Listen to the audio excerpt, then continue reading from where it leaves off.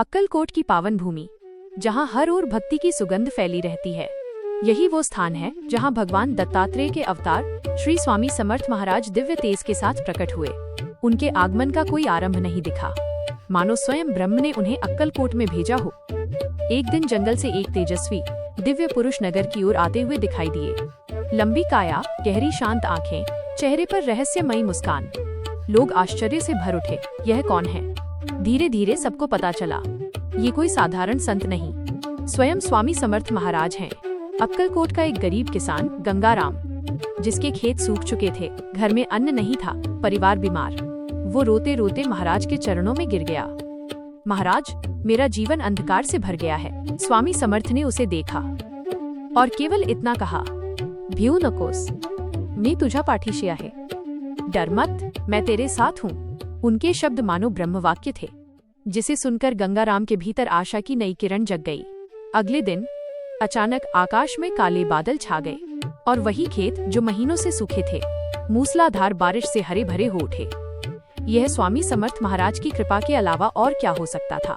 अक्कलकोट में एक व्यापारी था, रामशेठ। धनी था, पर उससे भी ज्यादा अहंकारी। उसने सुन रखा था कि एक संत चमत्कार करते हैं। वो हंसते हुए बोला, अगर वे सच में सिद्ध पुरुष हैं, तो मुझे दिखाएं चमत्कार।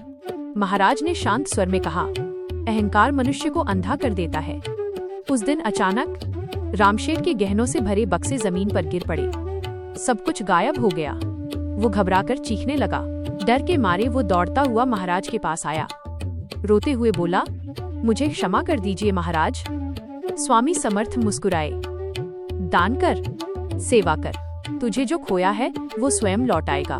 और कुछ दिनों में रामशेठ के सभी गहने वापस मिल गए।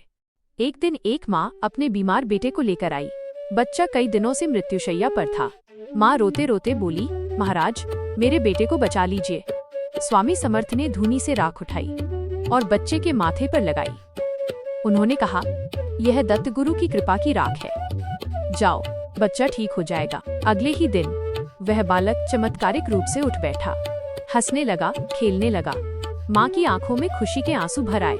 पूरे अक्कलकोट में गूंज उठा, श्री स्वामी समर्थ महाराज की जय। स्वामी समर्थ महाराज का जीवन एक संदेश है, भक्ति रखो, सत्य पर चलो, दूसरों की सेवा करो। जब मन में श्रद्धा होती है तो मार्ग स्वयं बन जाता है। स्वामी समर्थ महाराज आज भी अपने भक्तों से कहते हैं, भिऊ नकोस, मी तुझा पाठीशी आहे, डर मत, मैं तेरे साथ हूँ।